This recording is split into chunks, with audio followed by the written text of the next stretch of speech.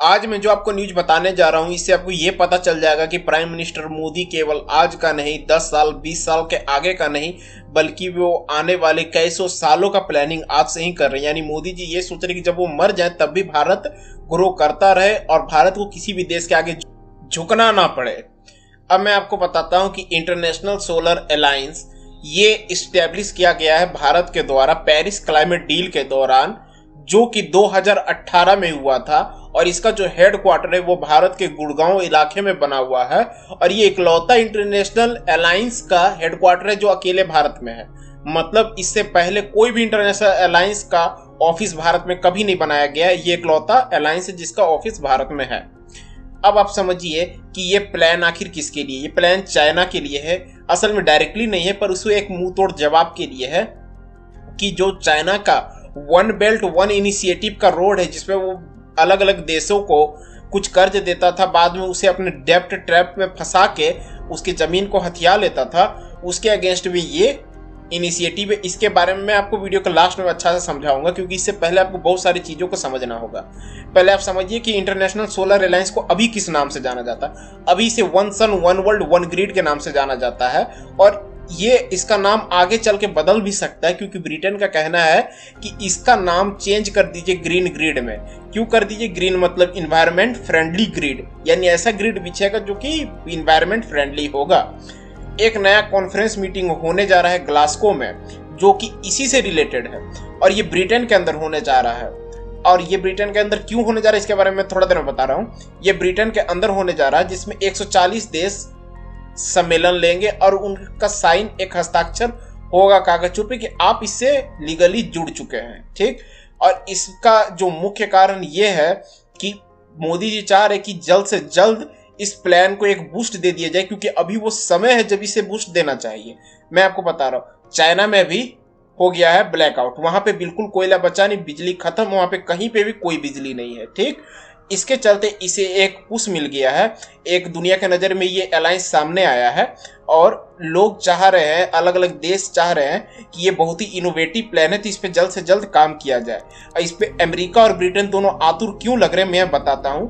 क्योंकि अमेरिका का प्लान है 2050 तक पृथ्वी को एमिशन फ्री कर देना, यानी कार्बन से पूरी तरह से मुक्त कर देना, और ब्रिटेन चाहता है अपना वाहवाही इसमें इसलिए चाहता है क्योंकि जब पेरिस क्लाइमेट डील में ये चीज इंटरनेशनल सोलर अलायंस का बात चला था तब पेरिस को यानी फ्रांस को बहुत ज्यादा एप्रिसिएशन मिला था, भारत को भी मिला था। अब यही एप्रिसिएशन ब्रिटेन भी चाह रहा है अपने देश के लिए। उस मीटिंग में पीएम मोदी ने एक लाइन बोला था 2018 में जिसका ये मतलब होता है कि सूरज कभी डूबता नहीं। मोदी जी ने कहा था सूर्य अस्त नहीं होता है, सूर्य कभी भी अस्त नहीं होता, यानी सूरज कभी नहीं डूबता। मतलब अगर भारत में आज सूरज उगा हुआ है तो अमेरिका में डूबा हुआ तो अमेरिका में भी उगेगा, यानी सूरज कहीं ना कहीं उगता है, वो कभी अस्त नहीं होता है।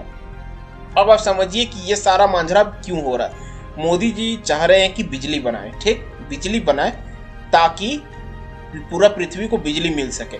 ये बिजली सोलर एनर्जी से बनाना चाह रहे हैं और इस तरह से चाह रहे हैं कि एक देश में जहां बिजली है वो बाकी देशों को बिजली प्रोवाइड करे जहां पे अभी अंधेरा, जहां पे अभी बिजली सोलर से नहीं बन सकता है।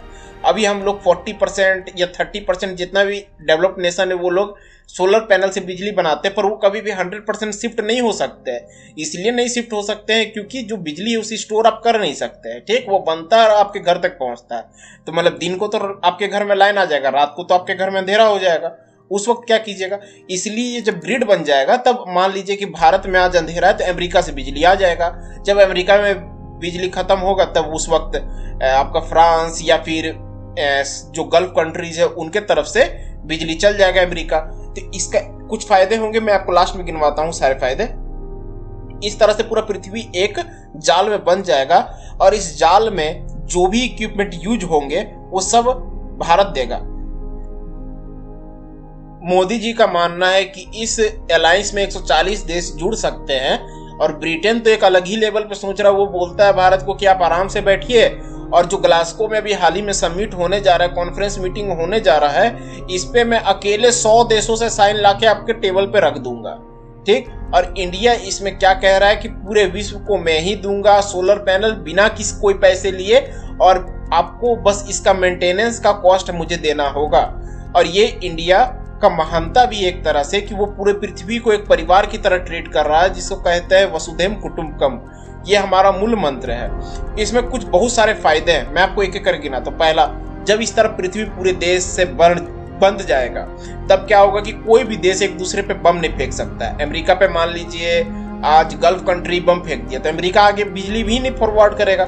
जब आगे अमेरिका बिजली फॉरवर्ड नहीं करेगा तब गल्फ कंट्री में रात हो जाएगा। उस वक्त अमेरिका जाके वहां स्ट्राइक करेगा और वो लोग कुछ कर नहीं सकता, क्योंकि बिना बिजली के तो रेडार भी नहीं चल सकता है। तो ये वहां पे दिक्कत हो सकता है। इसके अलावा दूसरा फायदा भारत को ये होगा कि पहला तो कोई देश किसी पर अटैक नहीं करेगा। दूसरा भारत को फायदा ये होगा कि मेंटेनेंस होते रहेगा हमेशा, और मेंटेनेंस का पैसा भारत को मिलते रहेगा। तीसरा देश की गरीब देश जो है केवल वही लोग भारत से फ्री में सामान लेंगे, लेकिन जो डेवलप नेशन जैसे कि अमेरिका, फ्रांस, ब्रिटेन, वो लोग जब लेने आएंगे भारत से तो भारत उन्हें फ्री में नहीं देगा, उनसे पैसा लेगा।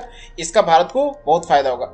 चौथा फायदा ये होगा कि भारत का आज बहुत ही बड़ा अमाउंट जो है जो इंपोर्ट करता है, मतलब भारत दूसरे देशों से जो सामान खरीदता है उसका एक बड़ा हिस्सा तेल है।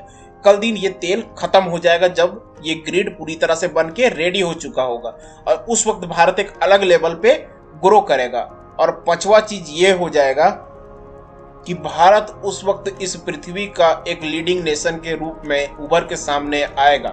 यानी चाइना आज जो प्लानिंग कर रहा है, जितना भी प्लानिंग कर रहा है कि हम दुनिया पर राज करेंगे, वो धराशायी हो जाएगा इस लॉन्ग प्लानिंग के चलते, क्योंकि इस लॉन्ग प्लानिंग का लीडर इंडिया है और इंडिया इसे रेगुलेट करेगा कि किस देश को बिजली पहुंचना है, किस देश को बिजली नहीं पहुंचना। भारत चाहे तुरंत चाइना में ब्लैकआउट करवा देगा और उसी के साथ ही साथ वहां घुस के जितना स्ट्राइक करना होगा कर लेगा। वो लोग क्या कर लेगा? कुछ नहीं कर पाएगा। और एक बार वहां तबाह कर दिया जाए सारा ग्रिड को, उसके बाद भारत लाइन दे दे, अब तुम लोग ग्रिड बनाते रहो 1 महीना तक, उसके बाद तुम जहां फिर हम पे अटैक करने का सोचेगा फिर लाइन काट देंगे। इसलिए इस तरह से भारत पृथ्वी के एक लीडिंग नेशन के तौर पे उभर के सामने आएगा। वैसे इसमें आपका क्या विचार है? आप मुझे कमेंट सेक्शन में बताइए।